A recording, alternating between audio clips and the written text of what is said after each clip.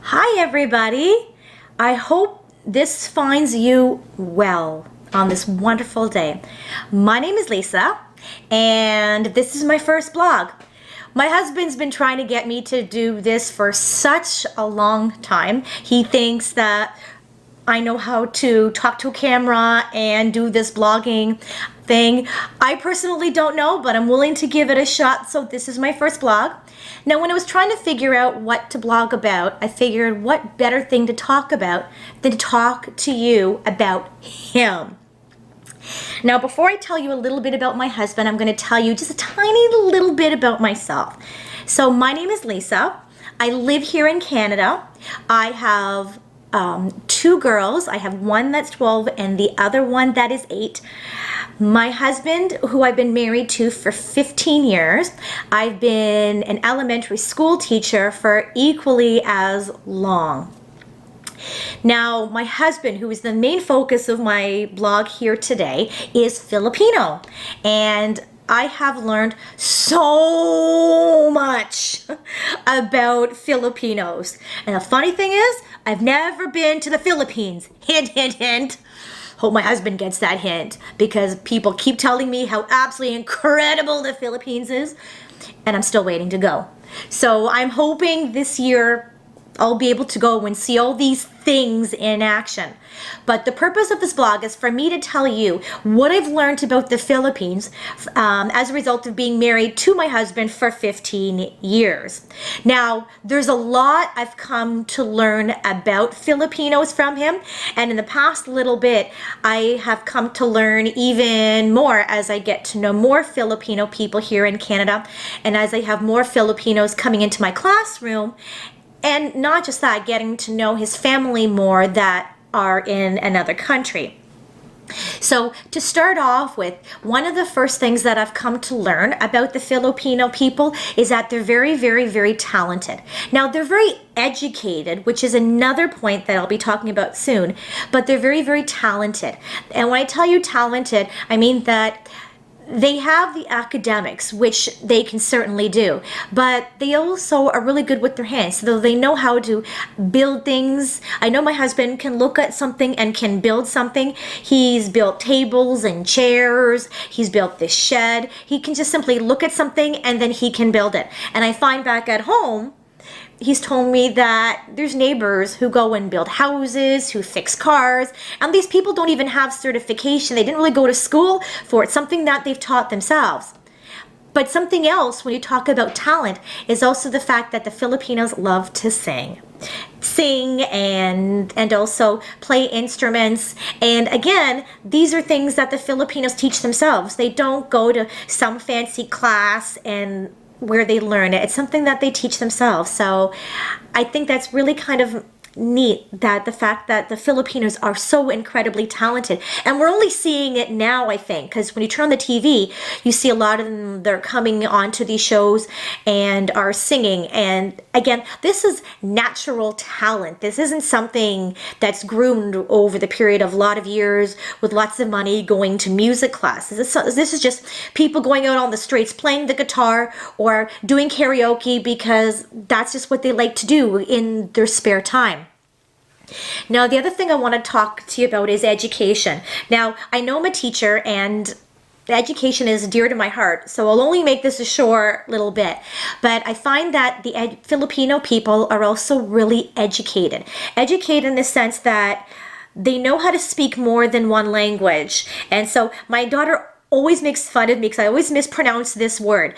But their natural language, Tagalog, and English is something that they flip back and forth with.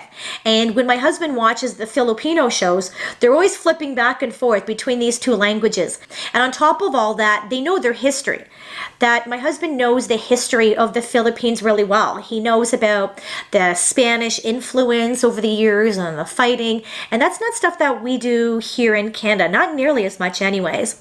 And then on top of all that, you have their math. That the math which they learn And I find a lot of the Filipinos that I've come across are really, really smart when it comes down to math. I'm talking more than just multiplication and mental math. They're able to do calculations at a younger age than what we would do here in Canada. So take, for instance, what I'm teaching my grade 7s now. My husband did that several years ago.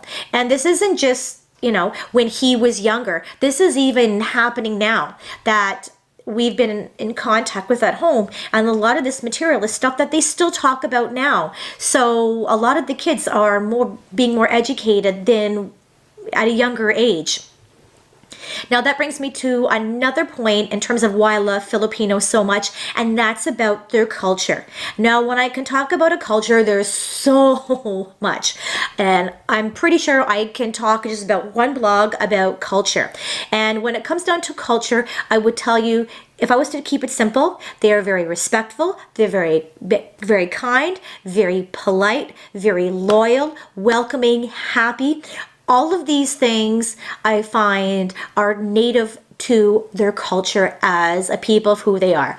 That Filipino people, they're very, very respectful. So you start with that. You start with the adults always teaching the kids about addressing your elders with respect. So using addresses such as po, ate, kuya. These are things that even my own kids are starting to do. My youngest one will say ate when she addresses my eldest. And again, that's something that if you compare it to Western civilization, we don't do that. But they always show that sign of respect over there. And again, I think that's probably something that we really, really do need to do, because in today's society, again, as a teacher, I see a lot of people that don't respect their elders here in Canada. And I look to the Philippines and I go, oh my goodness, they show a lot of respect for the ones who are older. Now, if I go on to the being very kind and a very open and polite people, they are. I don't think I've come across a Filipino yet that has a chip off their shoulder, that is always being mean and looks at you with the really sort of mean eyes. They're always very warm and welcoming. They're always very happy and saying, giving to you whatever it is that they have, even if they don't have a lot. That kindness, it's very, very humbling. And in 2019, I haven't come across too many people that are very humble people, that are very, very humble. And when you can turn around and look at a Filipino and know that they're very loyal, that they've got your back, that if you have an emergency and you need someone to look after your kids, that they're there for you. Or if something breaks down your car or something's leaking in your house, that they've got your back and they'll come to and they'll help you out, expecting very little in return. Whereas here in Canada, people will help you out, but in the back of their head, they want something in return. In the Philippines, that's something almost completely the opposite. Now, that's not to say they don't have their share of problems. I mean, all places do. But if you compare that to what we have here in Canada, that openness and that loyalty is very refreshing. And along with all of that, I would tell you is another part of their culture, and that is the fact that they're very, very happy. That regardless of what they have or what they don't have, Filipinos are always smiling. And if you want to go see something, you're having trouble, they're very, very quick to kind of drop what they have and to give you a hand, to show you whatever it is that you need. And my husband is like that as well. And that was one of the things I noticed about him. He always had a smile on his face, and it didn't matter what was going on in his life. He was always looking on the positive side, and he still does it now. He always has that bright smile on his face, and it's very refreshing here in Canada, because sometimes after a long day you have this really sort of depressed look on your face. But when I come home and I see my husband there, he's always smiling, supportive, gives me a warm hug and a kiss, and then everything will be well. And when I met his family over this past summer, that talk about happiness, it multiplied. Like, if I thought my husband was happy, it multiplied even more when you had a few more people in the house that were Filipino. I can't even imagine what it would be like to have a whole room full of Filipinos. I can only imagine the happiness and the laughter and the warmth that will be there. Now, another thing I've learned about Filipinos is that they're very, very, very religious.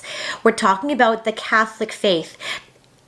in terms of saying prayers and welcoming. And being in a Catholic school, I always teach about the mission of Jesus. And I've learned that the Filipinos do that in action. They not only pray, they go to church, they go through the sacraments, but they also live it as well. And they're very, very proud of that, of their religion. And I find, again, here in Canada, we may go to church on the Sundays and, do that much, and we'll call it religion. Whereas in the Philippines, they may do that, but they live in and they breathe it through their culture, as I just described to you. I guess the other little point that I should have talked about earlier on that I didn't, that a lot of the Filipinos are family oriented. And when I tell you family oriented, I mean more than just mom, dad, grandma, grandpa. I'm talking about, it seems like everybody who's around a Filipino is always called family. So you might be their neighbor, but you're also family. So when it comes down to special events, special holidays, they're always inviting people over and calling them uncles and aunts. Even my own husband does it when he talks about his cousin or his aunt or his uncle. I have to ask him, is this your real uncle or is this not necessarily your real uncle? And they don't make that differentiation in their head because everybody is family. And here in Canada, you don't necessarily do that. When I say family, I only think mom, dad, grandma, grandpa, cousins, maybe second cousins, but that's really about it. I wouldn't call my neighbor family here in Canada. So that took a little bit getting used to over the 15 years. And one of the last things I would tell you about that I like of all with the Filipinos is the fact that they're non-judgmental. Now, my husband has warned me that when we go to Philippines, me being different, that I'm going to have a bunch of people staring at me. And he said that's not necessarily done as a result of being rude. It's just that Filipinos are very welcoming to different people, different cultures.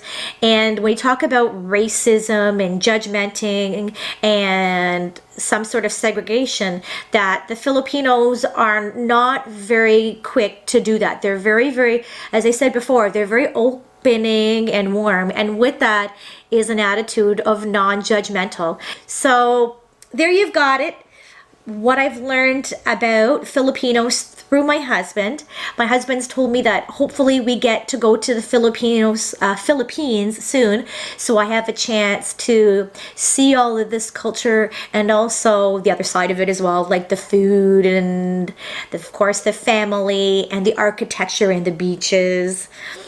And a lot of the other, I guess, things like that I haven't even been exposed to. So I certainly look forward to doing that. Like I said, after 15 years, I think every year I hear you should go to the Philippines. I hear that all the time. So hopefully we'll have that opportunity to do that. And I'll be able to tell you what I think of the Philippines. But if it's anything like what I've learned through my husband, absolutely, I cannot wait to go. So thank you very much for your time, and I hope you have an absolutely incredible day, and we'll see you later.